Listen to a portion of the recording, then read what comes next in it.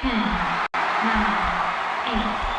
7, 6, 5, 4, 3, 2, 1.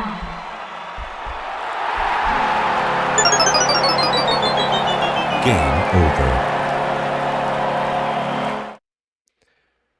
How's it going, everybody? It's Game Over Montreal. We were actually treated to a rare win tonight, and honestly, one of the most entertaining games that the Habs have played all season. I have a couple of hype guests for the show today. We've got Tara Slone and Mike Pfeil, so I'm going to welcome them in right now. How's it going, everyone? Good. Yeah, that was it's always nicer to come on when things have gone well, so I'm grateful for tonight. I mean, gone well for some of us, not so much for Mike.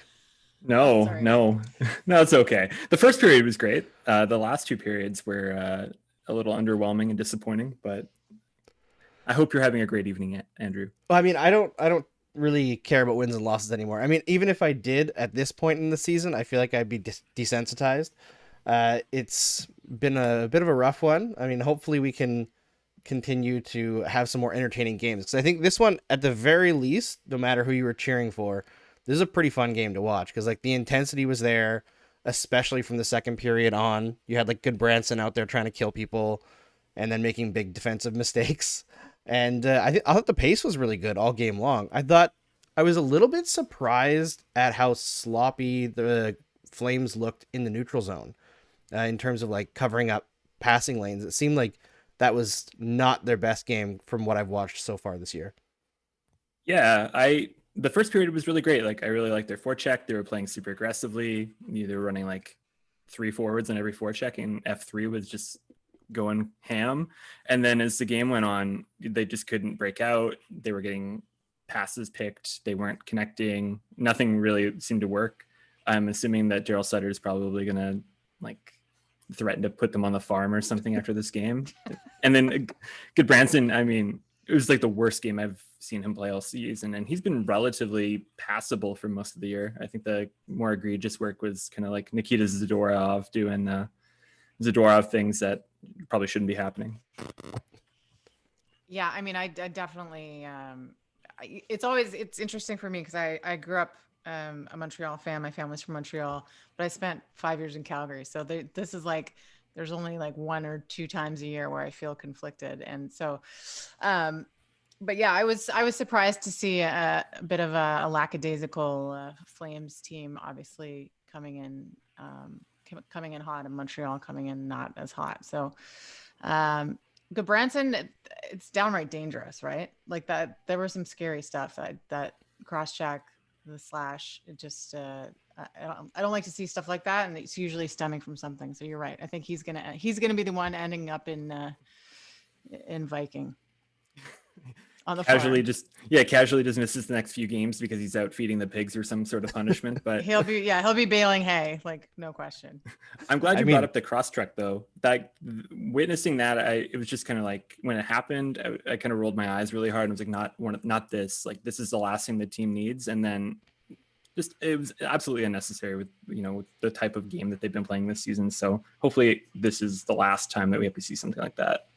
Yeah, I find like that after the whistle stuff is a huge pet peeve of mine. And I know some people love it, especially in the playoffs. And it's kind of funny watching like Canadiens fans in a way getting upset about that, because last year in the playoffs, that was like the Chiarot Weber special, was just like hammering people with cross checks. So it's like, you don't really have a high horse to sit on with that one. But at the same time, when it's a little guy like Gallagher that just gets destroyed, and then you see like his head lands like a couple inches from the boards, and you're like, you talk about the game being a game of inches during play. It is after the play too, and that could have been rough. Well, yeah, they're supposed to be cracking down on it, but obviously it's still happening. I'm not sure what the correct deterrent is in terms of league and player safety, but that's the bottom line. Is there are things you can do to change the pace of the game, and there are things that are that just come as a result of pure aggression after the whistle, and the latter it just has to be made unacceptable. Yeah, someone just pointed out in the YouTube chat that I have the score wrong. I have it as 3-2. I forgot about the empty net goal. The empty net goals, they always get me on this show. That I have to like add the score manually on the streaming, like the platform thing, and I never remember to add the empty net goals. So 4-2 was the final score, not 3-2. Big battle by Jake Evans at the end of the game, who's been great lately. Kind of funny. The last game is like a couple minutes before he scored what will end up being the best goal of his entire career. I tweeted, like, if he just had 5% more talent, he'd be a really great player. And then he pulls off a ridiculous move. And he had another great game in this one. I guess I don't know if the broadcast was 100% correct. I haven't checked. But they kept on mentioning that he was matched up against the Flames top line and seemed to do a pretty decent job of shutting them down. Yeah, the top line looked really rough tonight. It was kind of a rare occurrence where you saw Gaudreau, Tkachuk, Lindholm not really accomplish anything. And I mean, it was bound to happen. I just wasn't expecting I haven't looked over like the matchups from this evening, but I wouldn't be shocked if Jake Evans is going to spend the rest of the year proving you wrong and making you regret that 5% comment.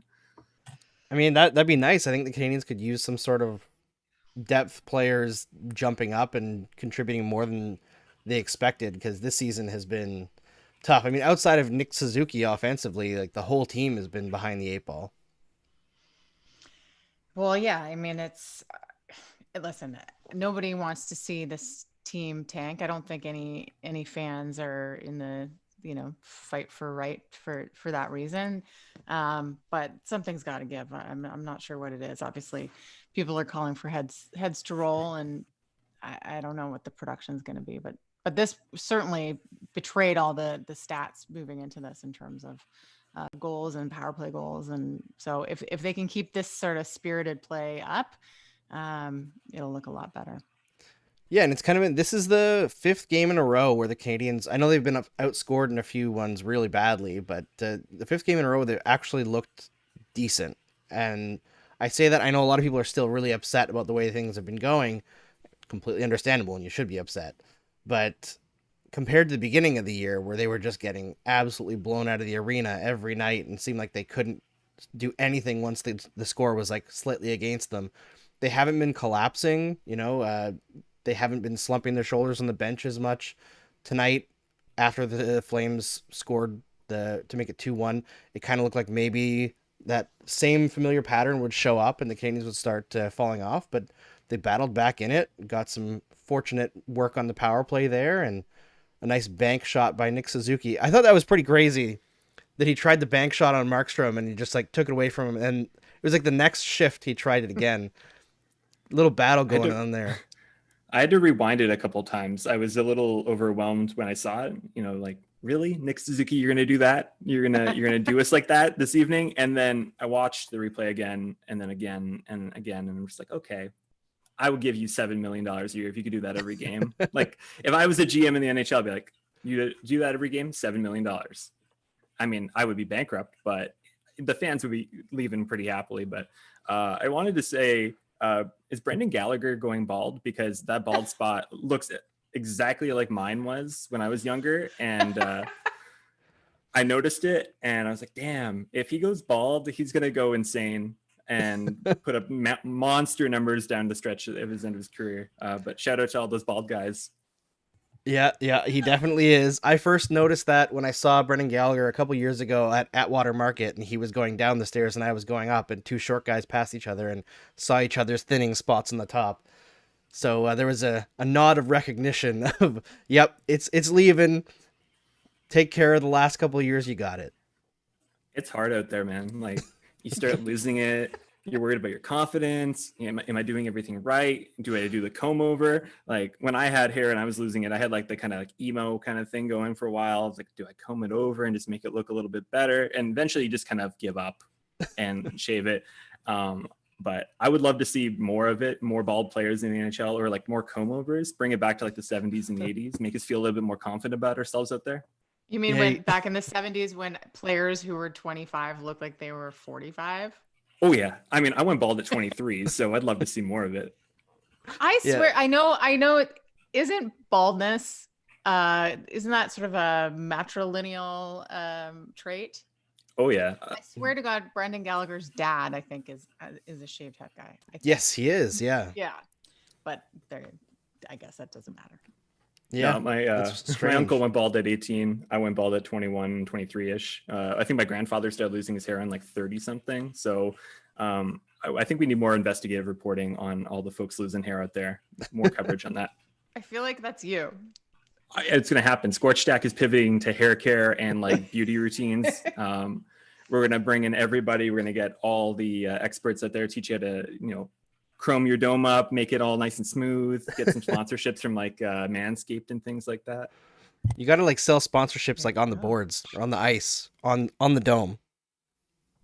I would do it 100%. If I didn't have to go to work every day and be on camera for all my bosses, maybe get a little bit of some tattoo action going up there. Just Budweiser across the side. Not that we're I might be sponsored by I might be an Alberta boy, but I'm not drinking Bud. I'd probably get something like Old Milwaukee, something kind of trashy. But you grew up in the sticks, like that's what you expect from me. What did the FUBAR guys drink? Can't get that. That's a good question. Oh my gosh, it's like green and red and white. Green and red and white. Oh my god, Pilsner? somebody pill. No, Pilsner? Is it pill? Yeah, that's a very Saskatchewan drink, I find. Okay, well the FUBAR guys. It's Alberta too, but you're right. For the record, Mike, to boost your ego, we've got at least 3 comments already saying that you're a beautiful man. Thank you. In the stream. I'll let my girlfriend who's sitting in the corner playing video games let her know that people are admiring me, and they'll get her hyped up. Excellent. All right. So to pivot away from balding, somebody asked me heading into the stream here. One of the questions we got was, how do I feel about Ben Chiarot co-leading the Montreal Canadiens in goals? And I'm known for being very hard on Ben Chiarot because throughout his career, his on-ice impact is not very good.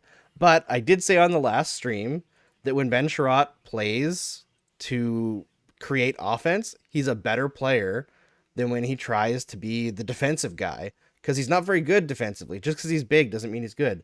But when he pinches, that I think he's 6'4" and he's huge and strong, teams just kind of flip out and don't know what to do. And when he goes to the net and kind of just sits there and the puck comes to him, he can fire some goals in, and he's proved it the last 2 games. 4 goals on the season for Big Ben Chiarot. Listen, some people need a bit of a flip mid-career, and maybe this is just a new tactic that needs exploring. I saw you tweet that he's better offensively than he is defensively, and whatever's working, that's the way I see it. Got to lean into Mike? it. Somebody's got to score on that team. That's right. Is he going to lead the Habs in scoring this year? Like, prediction, yes or no? I'm going to say no. Oh, so I shouldn't bet all of my hard-earned money on Ben Chiarot. Okay. I mean, what's the odds on that? Because if you could put like $5 on it and win like 1,000, then you definitely do it, because you never know. I'll hit up Dom Lucision and find out if he's got any numbers on it, and I'll put everything I have, which is $35, and I'll make it a reality. I mean, maybe they'll do the old the Brett Burns thing and put him on wing for a season, and he'll score 40 goals. I'm fine with that. More positionless hockey. I think that's the future of the game. Get guys like Ben Chiarot up there playing wherever they feel like, get them scoring. I feel like we're due for a renaissance of kind of like depth players that don't have a lot to offer, but outside of like isolated aspects of their game, just like going off for a year and kind of breaking everything. We need like another like David Clarkson-esque kind of situation in the league. Maybe Ben Chiarot could be that guy. That would be fun. I mean, I think the Canadiens could use any positive story right now. And not that they didn't do a lot of positive things tonight, but just overall on the season, they could use something positive to talk about, because outside of Nick Suzuki, as I mentioned earlier, it's been kind of thin. But yeah, I mean, I think this game was probably the most entertaining game that they've played in this season. Not that they haven't had good games. They've had a few, but I think both teams were like fun to watch tonight. And the Calgary Flames this year, let's talk about them for a little bit, because I know based on the private data companies, they've gone from one of the worst transition teams in the league to like the number 1 best. And I think we've talked about this before, Mike, but like Darryl Sutter, I know people think that he's like a super old school coach, and some of his approaches are old school, But in terms of like getting transition going, like, he knows what he's doing. It's really weird to experience. Like, I'm still kind of awestruck at times. We endured so many years of like Bob Hartley, and then Glenn Gulletson didn't really get it done. And I really liked a lot of what he brought, but then, there was the Bill Peters thing, and then Jeff Ward for an intermission. And it's cool. Like, he's managing to get players that don't typically know how to break the puck out, like off the boards and out, is probably like what a lot of guys are doing, like Eric Goodbranson prior to being a Calgary Flame. And they're actually getting forwards in the center of the ice or like in the neutral zone to actually receive passes, or they're actually just carrying the puck out. And we talked about it on the podcast the other day. And I've noticed it, especially like in penalty kill tracking, especially, they're a lot more confident playing like closer to the blue line and just being like, screw it. We're not going to just dump the puck out. We'll carry it out and eat time off the clock. But at even strength in particular, where most of the game is played and where, the wins actually start to accumulate, they're maximizing guys who maybe aren't atypical puck movers or haven't had the best resumes over the last few years in doing it. And I really like it. I like the way that they're using essentially 3 to 4 players at a time to break out effectively and create these controlled entries and create offensive zone time. Whether or not that amounts to chances or shots or goals for that matter is, dependent on the opposition or game state or whatever. But it's been really cool. If it continues for the rest of the season, I'll be happy with whatever happens this season. Like, I don't care about winning the Stanley Cup at this point. I just want like a competitive team that does like all of the intricate, essential aspects of the game that have been so far removed from this team for so many years, like as a cornerstone moving forward. Not to say that a cup wouldn't be great, but it's just really cool to see. I mean, I certainly have been, one of those who is sort of critical of the NHL's habit of recycling coaches. That being said, I mean, I'm not going to say that I know Sutter well, but I certainly have had enough experience. I like him personally, but that doesn't mean that everybody likes him in the room. So, to me, yeah, I'm really happy to see the Flames thriving under him. I hope that whatever, there's a bit of a Sutter style, and we know that Darryl can be has known to be harsh, and he's not everybody's cup of tea. But I also hope that there's an evolution. Like I obviously he's got the hockey and the X's and O's down pat. I always hope that as they give these coaches second, third, fourth, fifth, sixth, seventh chances, that they are also able to evolve with the game. And so far with the Flames, it certainly looks that way. Because he wasn't even, I mean, from what he said, everybody says when they're out of the game that they really don't want to come back in. But I don't think he needed this job. I think he just loves coaching. Can I ask you a question? Because I came prepared, because I've been wanting to act. When Andrew mentioned that we were going to be on this together, I wanted to come prepared. And I'm glad you brought up the coaching, recycling. I was just kind of curious from your perspective in media and broadcasting, what do you think is going to, where do you feel like the breaking of the cycle of recycling coaches effectively starts? Do you think it's more of a grassroots approach with finding different voices and different individuals to break through? Or do you think that there are people kind of already in the game that just haven't been given their opportunity?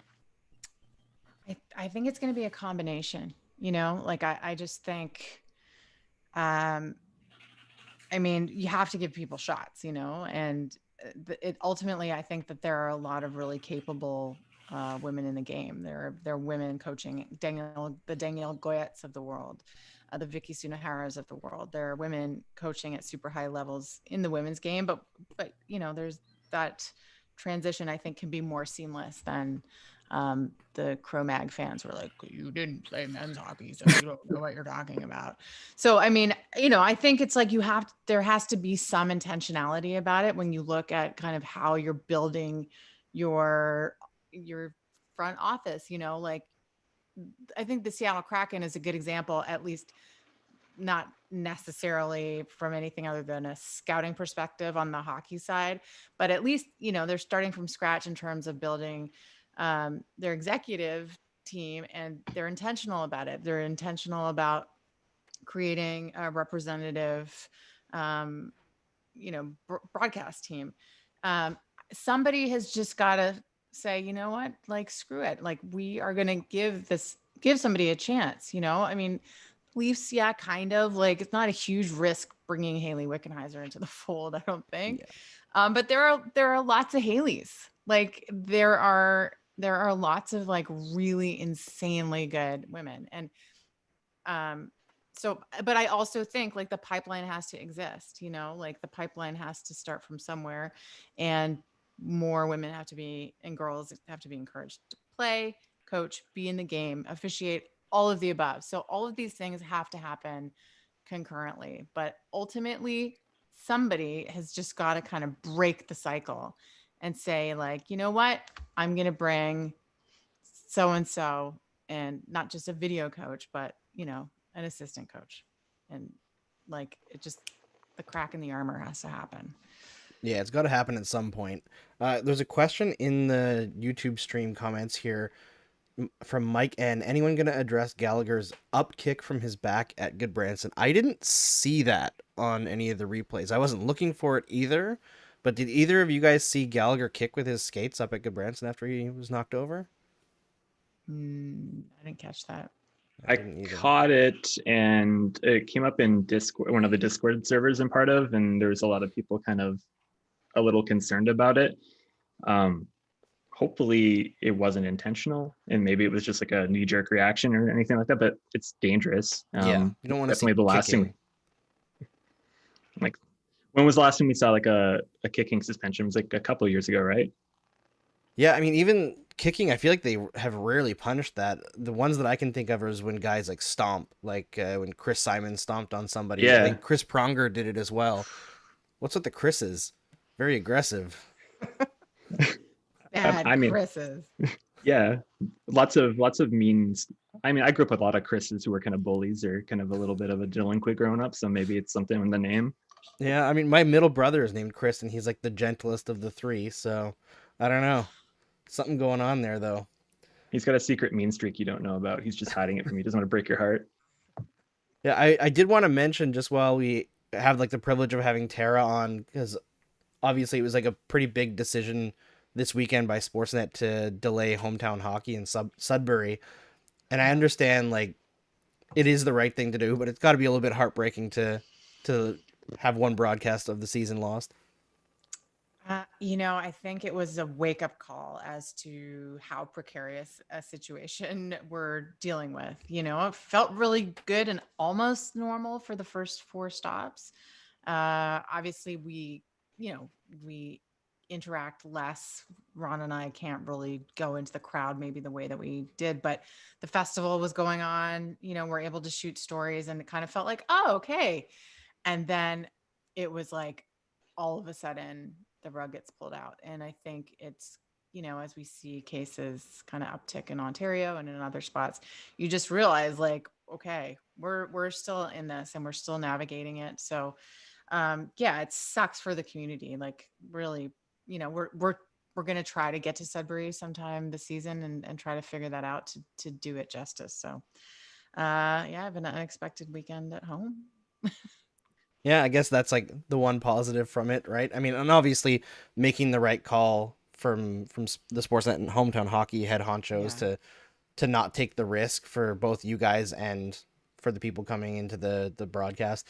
Has it felt comfortable doing the broadcasts? Like, I know it's outside, so it's obviously not as big of a risk factor, but just compared to how much fun you guys so obviously had on those broadcasts before this stupid pandemic that we're still somehow dealing with, like, has it felt more like normal, or is it still kind of feeling like, have you felt that precarious nature of it before you had to cancel in Sudbury?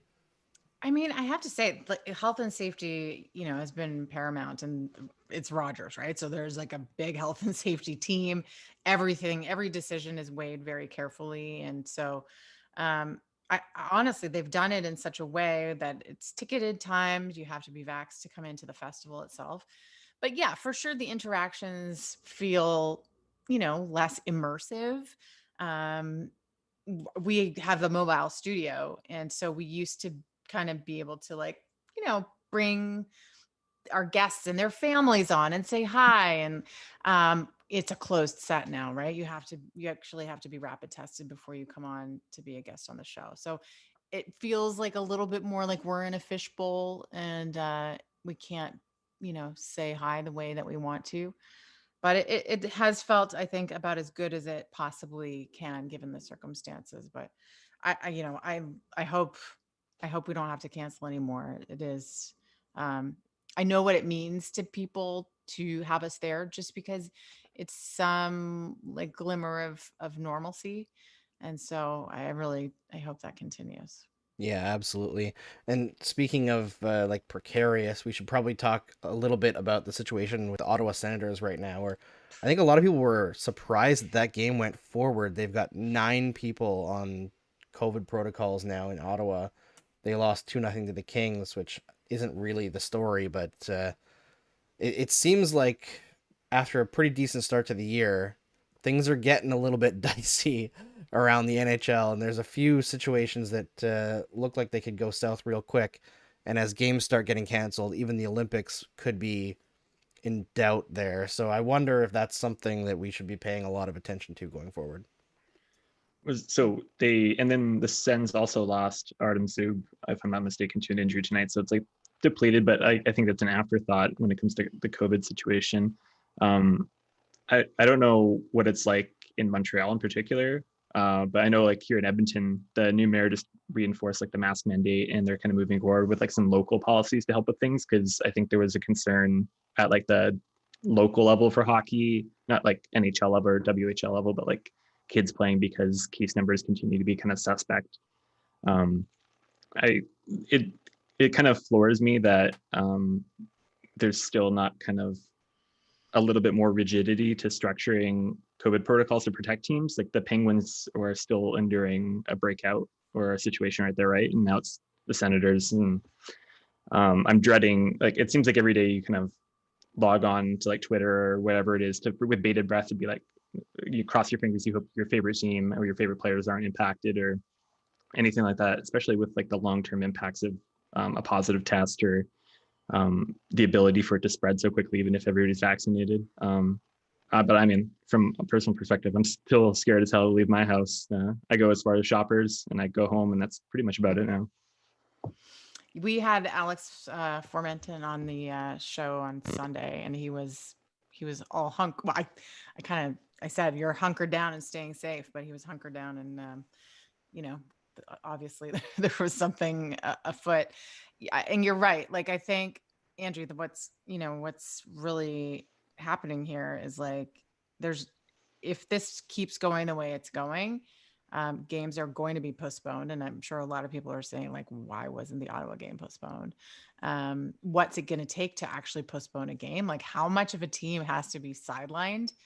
It's kind of insane, I think, to me, but there's going to be a cumulative effect. And Mike, yeah, like the reality of COVID is you can be vaccinated and you can still get it, and you never know if you're one of the ones who's going to suffer some real long-term implications. So I think on the broadcast tonight, somebody just said, maybe this can serve as a wake-up call to the NHL generally, that they, like you say, Mike, the rigidity, like the protocols, like everything's been getting kind of loosey-goosey, it seems.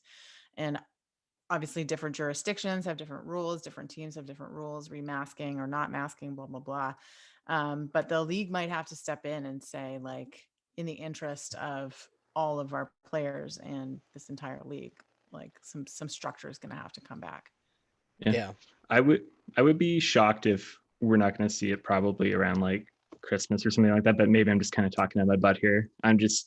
It's hard. It's like, I really enjoy hockey being back, like, and I enjoy like the broadcasts kind of returning to normal. Like, it's been really satiating just in terms of, again, like we were saying, like normalcy and in kind of pursuing something that we haven't experienced in a long time. But it's like always in the back of my mind is, how long do we get to enjoy the NHL, for better or for worse of what's gone on this season, across the league, but in particular with like the COVID situation. It's, yeah, like I look at it and I look at like the impact of like long haul syndrome on a lot of players, like the Oilers in particular. Like, I live here at Edmonton. It was a big story for quite a while with like Alex Daylock and now Josh Archibald, and in various circumstances playing into that.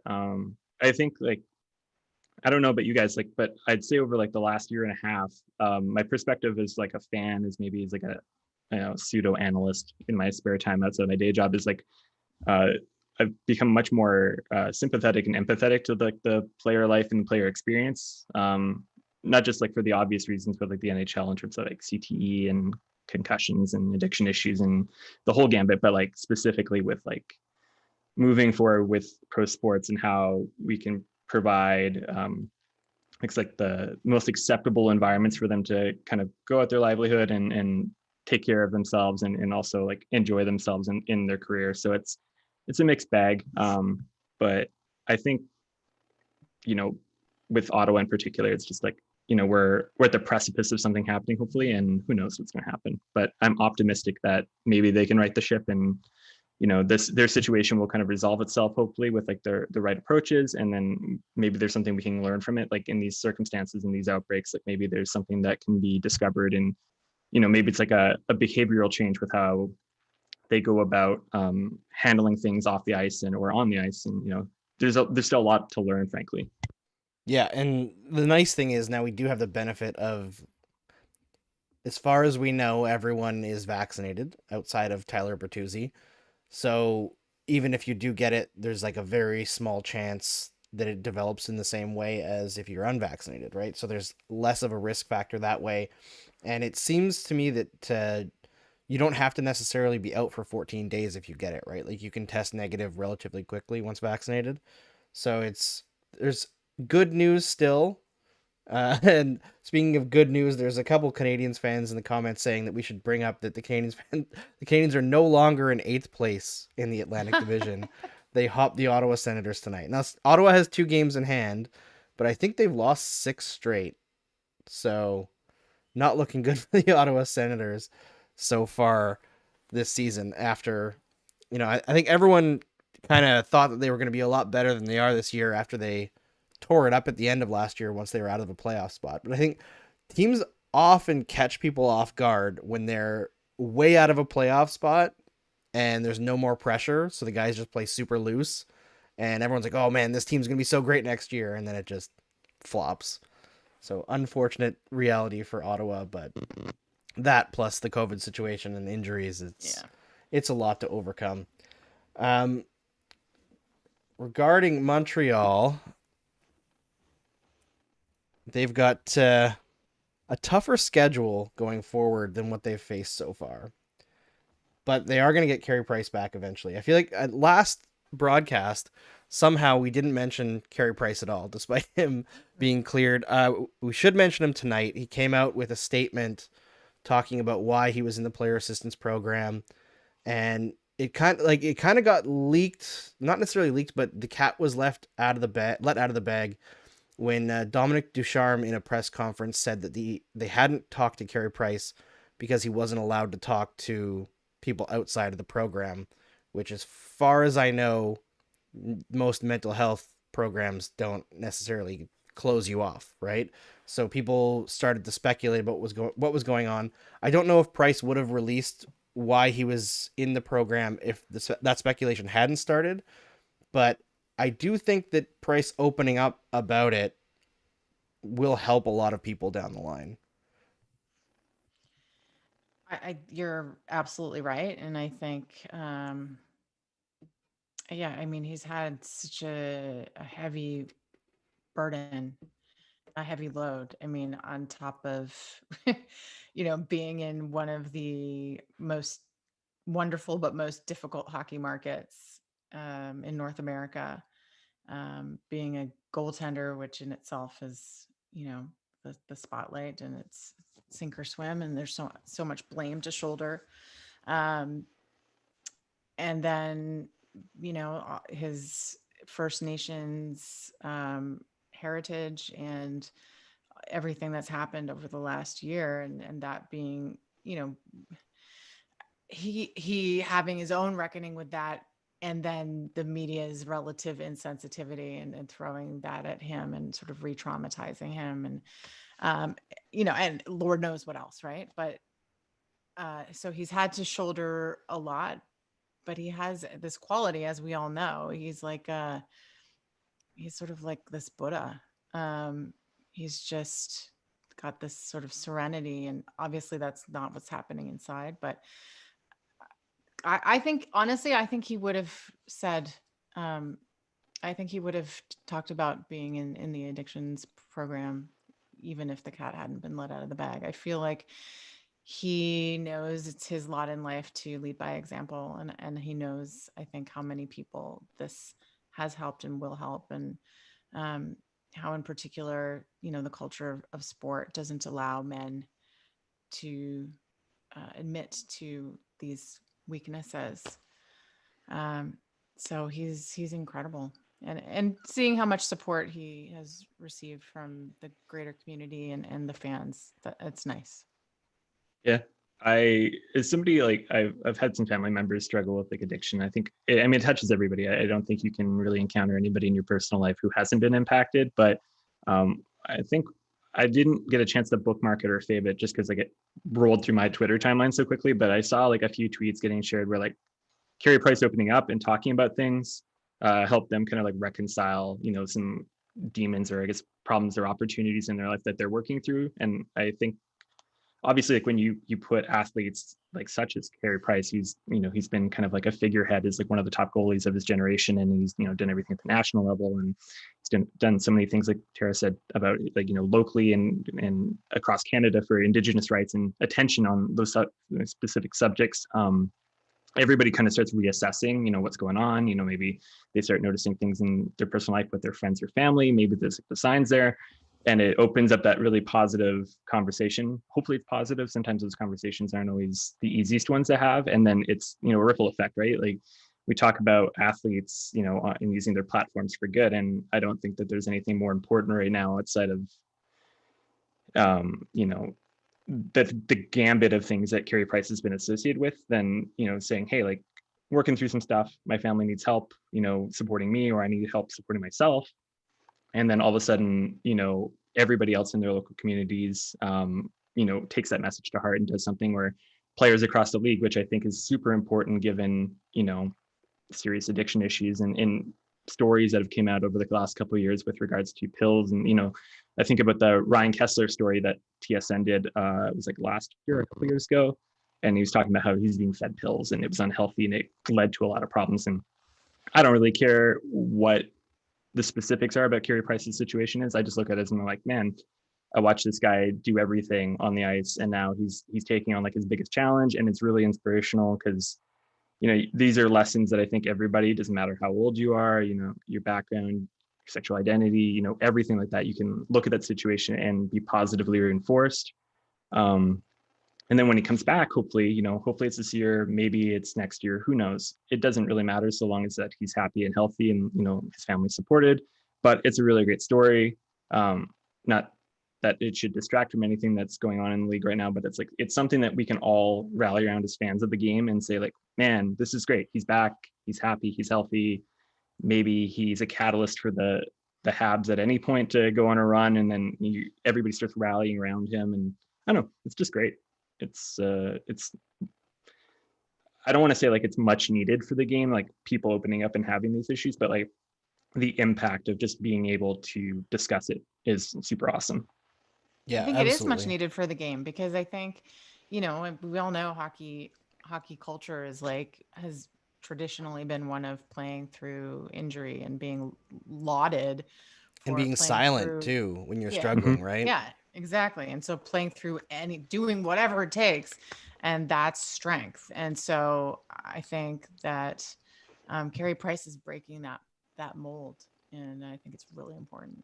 Yeah, Yeah, I absolutely. just want to clarify. I just didn't want like more players to have issues. And like the perfect Yes, circumstance, totally. everybody is thriving and there's good vibes. But yeah, it's super good to see. Yeah, I mean, obviously, as things have unfolded over the last calendar year or so, like there's been some dark stories coming out of this league, and I mean, big ups to you, Tara, for actually bringing that up on the broadcast the other week. That was like your little 2 minute succinct speech on hockey culture's toxicity and what needs to change. I can't believe that you packed that into 2 minutes and said it so well. It was such a good little soundbite that went around Twitter and social media the next day. I like really, really props for that because you nailed it on the head. Well, thank you. I mean, I've really, I obviously had ideas plotted in my brain. I didn't exactly know how I was going to execute it. I just certainly wasn't going to like memorize a monologue. And was, I think all the thoughts that I had kind of gelled after I saw Gary Bettman's press conference. That kind of just, that did it for me. But I'm really grateful that I have the platform I do. I recognize the privilege inherent in my position, and I have a crew and a team and a co-host who I said I'm going to say some stuff, and they're like, okay, and Buckle in.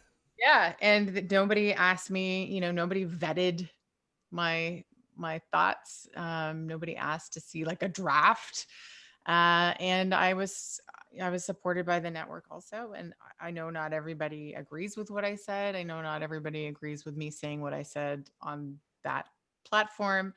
But overwhelmingly, I really just think I was voicing what a lot of fans and people in the media, but I think in particular fans, have been feeling so disheartened and disillusioned about. And the tipping point, I mean, this has to be the tipping point. Like how, if the suffering of Kyle Beach and on and on and on, and John Doe too, like if it's to be worth anything, this has to precipitate change. But I Absolutely. think there are a lot of exasperated fans out there. So I'm just one of them, Yeah, and I think in a way, like hometown hockey is the perfect outlet for it because that's a show that's very much about the positives of hockey and the familial relationship of the sport and how like it is very much a small world. It is like a small town Mhm. hockey in itself, right? So I think that as much as it's a sad and enraging and sickening story, it's bringing that up and pushing for that change. I feel like that is there's no better place for that than hometown hockey. Like that is you have to have some difficult conversations, and I just thought that it was perfect. I really did. And Thanks. we won't get too much more into the Blackhawks stuff because I know like people are it is a bummer, It's a and lot. it's a lot, and I know we've talked about it a lot. We've talked about it on this show before, and it's a win for the Canadiens. Canadiens fans probably just don't want to spend the whole time talking about how awful the Blackhawks handled that situation and continue to awfully handle that situation in regards to John Doe too. But yeah, we had another question, which was, how did we feel about Ryan Poehling tonight? I didn't. I'll be honest. I didn't notice Ryan Poehling a lot. He only played 7 minutes, so he wasn't given much of a chance. I did notice Michael Pezzetta and Alex Belzile a lot in this game, though, and I know they're not like hot name prospects by any stretch of the imagination, but I thought that they brought a lot, and they've continued to do that over the last couple of games. A lot of energy, a lot of pace, and some good reads throughout the game. I Felt don't the know same who as any you. of those players are. Yeah, I get that. I mean, they're like Are they? AHL veteran. Well, Pezzetta is a draft pick, a 7th round draft pick from a couple years ago, but Belzile is like an AHL veteran who once in a while the Canadians call up, and for some reason he just like is really good, and but not quite good enough to stick in the NHL for some reason. Like he Was, always seems to was do he his the guy who job. drew the call on Yes. Lucic? Or okay, that guy.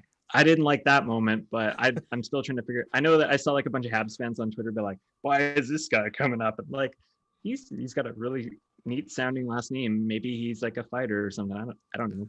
Admittedly, like I know nothing about the Habs other than like Carey Price, Brendan Gallagher's bald spot, and Nick Suzuki, who completely undressed Jacob Markstrom tonight. Those are the only players I know about. So like, I was like, he appeared like on like my monitor during the scrum. I'm like, who is that gentleman? What is he doing? Why is he making a scene here?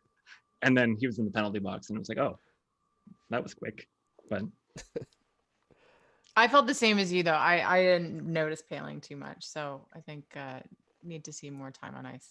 Yeah, definitely needs a bit of a better chance. I think the guy that I noticed even less than Paling though was Christian Dvorak, who Likewise. has not really had a great start to the season. I mean, it's not really fair to say that about any single Montreal Canadien right now because the whole team hasn't had that great of a start to the season. But Christian Dvorak has not exactly been the solid two-way player that the Canadiens thought they were getting. He was at the beginning of the season, like unspectacular but solid, and now it's just like he wins faceoffs, but then his line just gets dummied. They were actually, I think, the only Canadiens line that were in the negatives in terms of shot attempts tonight, and they were like really in the negatives. when it comes to him, I was kind of curious about that trade because he comes from like a market that, you know, with a roster like in Arizona, nothing really special about it other than like a bunch of folks that get dumped there for cap reasons. And I was kind of curious to see how he would fit in with the approach there with the Habs. Is he just like a player that stylistically doesn't fit with like the approach to the game? Because like I feel like the Habs really, and you correct me at any point, but like they try to play as north to south as possible, given like they've got guys like Nick Suzuki, obviously, and Brendan Gallagher, who's just like a wrecking ball. And then even guys like Joel Armia, like I've noticed in years past, like very kind of north to south approach, doesn't really play like east west. But like, is it just like stylistically and systemically that he's not fitting in and getting the results that you would expect? Or is it just, you know, he's not the player that was advertised at all? I think he actually fits stylistically pretty well because the Canadiens seem to like guys like Dvorak, who at the beginning of the year he was really solid defensively, and his line was like outplaying teams in terms of like shot attempts and expected goals, but like nothing spectacular offensively. Like he doesn't have a lot of creativity, but he's got like a little bit of speed off the rush, so he can join in, especially when like Josh Anderson kind of breaks down the wing and does his like Josh Anderson thing, the power move that he does almost every single time he has the puck.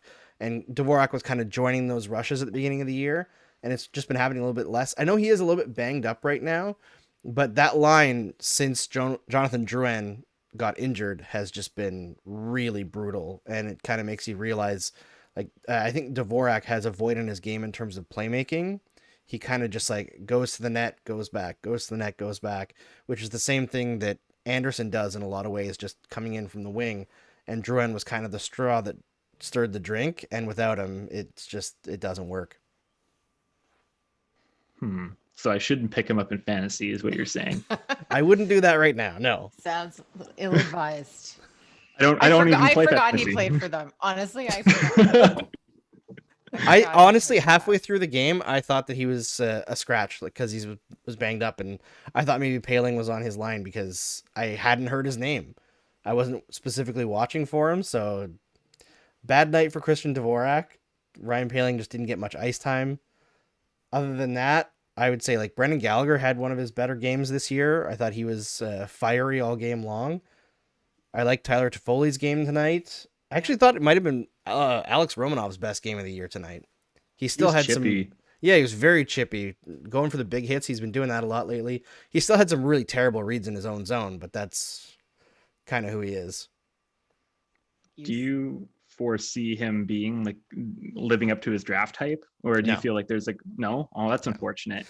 Yeah, I mean, there wasn't really that much hype around him at the draft, right? He was a huge reach by the Canadiens. He was like unranked or something in the second round. Ooh. And then the Canadiens themselves kind of hyped him up as he was coming over from Russia as like the next big thing. And they're like, oh, we found this diamond in the rough. Nobody knew about him. And he doesn't have a lot offensively. He just like every time he goes in offensively, you know, he's just going to shoot. And most of the time it goes into a shin pad. And defensively, he's not like a puck mover to exit the zone. He's a big hitter, but like how much is that valuable in today's game?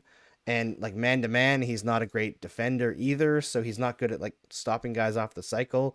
It's like if he can't line you up as you're entering the zone, he gets kind of lost, and he doesn't transition the puck well either. So to me, I look at him, I'm like, where's the upside coming from? And, you know, he could shut me up at any moment and develop a lot of areas of his game. He's got a level of talent that's obviously there, but the decision making isn't great. Although I thought he had a really good night tonight. But there was, Watch. I mean, there was a period of big hype Yes. last year. Yeah, He's the gonna prove you Canadiens wrong. were like the ones to hype him up. Like they were letting it be known to the media, like Right. this kid's great, and they never do that. So everyone was super confused as to why they were doing that. And then he had a good like first couple games, and then just didn't Right. really do much the rest of the year. He's gonna prove you wrong. Like next week, it's gonna happen, and you're gonna be sitting here and be like, "Why did I say that about Alex Romanov?" And then everybody's gonna be in your mentions about it. That's all right. I'm all for that. I love being proven wrong. It's one of my favorite things is when I say something about a player and they completely change things and start like kicking ass. Or, I guess not my favorite things if I say they're great and they start sucking. But I'm all for any player having a career year because it's always fun. All right, we'll probably wrap it up here because I'm losing energy. I'm I gotta ready put to my go. kid to bed. Yeah, She's exactly. up forever. Yeah, and Let her. I'm like a little bit under the weather, so I got to save up my energy for the Hot Ones challenge this weekend that I'm doing Oh, with Julian yeah. McKenzie. So how are you? How many hot sauces are you going to? It's 10, so 10 wings each. Yeah. It goes all the way through the gauntlet. The only thing is we don't have the one that they have at the show, Da Bomb. The one that they sell from their Right. website isn't the same. It's called Da Bomb Evolution, and apparently it's not quite as bad because that specific hot sauce is the only one on their lineup that uses pepper extract instead of just actual peppers. And that's supposed to be, it's not even that it's way hotter, it's just that it's super disgusting. And that's like that combined with the heat is what actually like gets people when they eat it. So this one apparently is much more tasty, and I'm looking forward to that. But it's gonna be a fun one. So this, I'll make this quick because we're all tired. But when I worked on breakfast television in Calgary, they had this ghost pepper burger that they brought in for the Calgary Stampede. And so, morning shows, it's like, okay, we're gonna bring in and see if anybody can eat it. Well, our weather guy Andrew Schultz was like, I love hot stuff, and he just like starts eating. He gets through about half of it, and I guess pepper sometimes doesn't hit you.